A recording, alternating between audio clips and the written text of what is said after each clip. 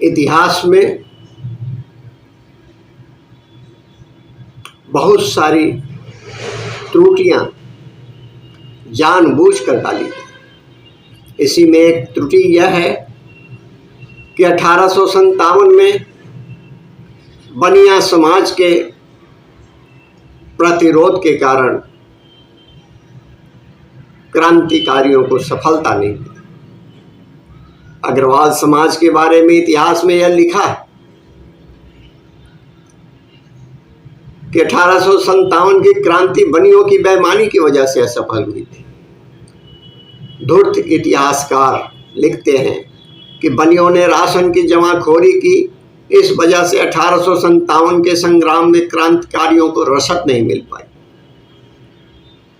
इस वजह से आंदोलन असफल हुआ, लेकिन बनिया समाज में हुए क्रांतिकारी का नाम सदा से छुपाया गया है।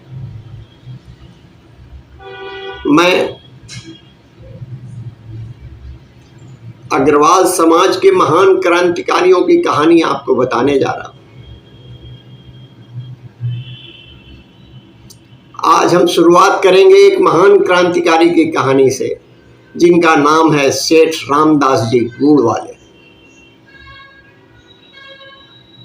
इतिहास के पन्नों में कहां है ये नाम? सेठ रामदास जी गुड़वाले 1857 के महान क्रांतिकारी, दानवीर, जिन्हें फांसी पर चढ़ाने से पहले अंग्रेजों ने उन पर शिकारी कुत्ते छोड़े, जिन्होंने जीवित ही उनके शरीर को नोच खाया। इतिहास के पन्नों में इनका नाम गायब कर दिया गया। सेठ रामदास जी गुड़वाला दिल्ली के अरबपति सेठ और बैंकर थे। इनका जन्म दिल्ली में एक अग्रवाल परिवार में हुआ था। इनके परिवार ने दिल्ली में पहली कपड़े की मिल की स्थापना की थी। उनकी अमीरी की एक कहावत थी, रामदास जी गुड़वाले के पास इतना सोना चांदी जवाहरात है कि उनकी दीवारों से वो गंगा जी का पानी भी रोक सकते हैं। जब 1857 में मेरठ से आरंभ होकर क्रांति की चिंगारी दिल्ली पहुंची, तो दिल्ली से अंग्रेजों की हार के बाद अनेक रियासतों की भारतीय सेनाओं ने दिल्ली में डेरा डाल दिया। उनके भोजन और वेतन की समस्या पैदा हो गई। रामदास जी गुड़वाले बादशाह के गहरे मित्र थे। रामदास जी को बादशाह की यह अवस्था देखी नहीं गई। रामजी दास गुड़वाले बादशाह के गहरे मित्र थे। उन्होंने अपनी करोड़ों की संपत्ति बादशाह के हवाले कर दी और कह दिया, मातृभूमि की रक्षा होगी तो धन फिर कमा लिया जाएगा। रामजी दास ने केवल धन ही नहीं दिया, सैनिकों को सत्तू, आटा, अनाज, बैलों, ऊंटों, घोड़ों के लिए चारे की व्यवस्था कर दी। सेठ जी ने, जिन्होंने अभी तक केवल व्यापार ही किया था, सेना व खुफिया विभाग के संगठन का कार्य आरंभ कर दिया। उनकी संगठन की शक्ति को देखकर अंग्रेज सेनापति भी हैरान हो गए। सारे उत्तर भारत में उन्होंने जासूसों का जाल बिछा दिया। अनेक सैनिक छावनियों से गुप्त संपर्क किया और उन्होंने भीतर ही भीतर एक शक्तिशाली सेना व गुप्तचर संगठन का निर्माण किया। देश के कोने कोने में गुप्तचर भेजे व छोटे से छोटे मनसबदार और राजाओं के से प्रार्थना की कि संकट काल में सभी संगठित हो और देश को स्वतंत्र करवाने में बहादुर शाह जफर के नेतृत्व में चल रही क्रांति को सफल बनाए। रामदास जी की इस प्रकार की क्रांतिकारी गतिविधियों से अंग्रेज शासन व अधिकारी बहुत परेशान होने लगे।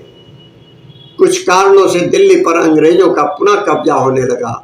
दुखी होकर फिर एक दिन सेठ जी ने चांदनी चौक की दुकानों के आगे जगह जगह जहर मिश्रित शराब की बोतलों की पेटियां रखवा दी। अंग्रेज सेना उनसे प्यास बुझाती और वहीं लेट जाती।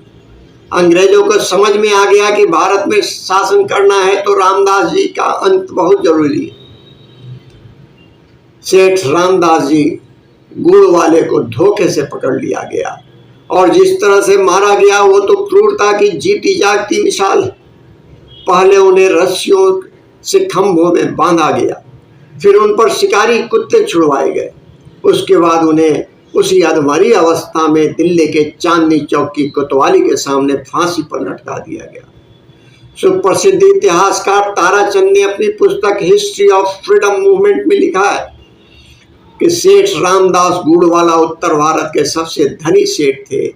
अंग्रेजों के विचार से उनके पास असंख्य मोती, हीरे व जवाहरात व अकुत संपत्ति थी। वह मुगल बादशाहों से भी अधिक धनी थे। यूरोप के बाजारों में भी उनकी अमीरी की चर्चा होती थी, लेकिन भारत के इतिहास में उनका जो नाम है वो उनकी अतुलनीय संपत्ति की वजह से नहीं, बल्कि स्वतंत्रता संग्राम में अपना सर्वस्व न्यौछावर करने की वजह से है, जिसे आज बहुत ही कम लोग जानते हैं। इतिहास के पन्नों में कहाँ है ये नाम? सेठ रामदास जी गुड़वाले 1857 के महान क्रांतिकारी दानवीर, जिन्हें फांसी पर चढ़ाने से पहले अंग्रेजों ने उन पर शिकारी कुत्ते छोड़े, जिन्होंने जीवित ही उनके शरीर को नोच खाया। आज़ादी के बाद जब इतिहास लिखा गया तो अनेक लोगों के योगदान को भुलाया गया और अनेक समाजों को इतिहास में नकारात्मक दिखाया गया। लेकिन आप इन इतिहास में छुपे नामों के आगे लाने की जो मुहिम मैंने शुरू की है, उसे आगे बढ़ाने में मुझे सहयोग दें। धन्यवाद।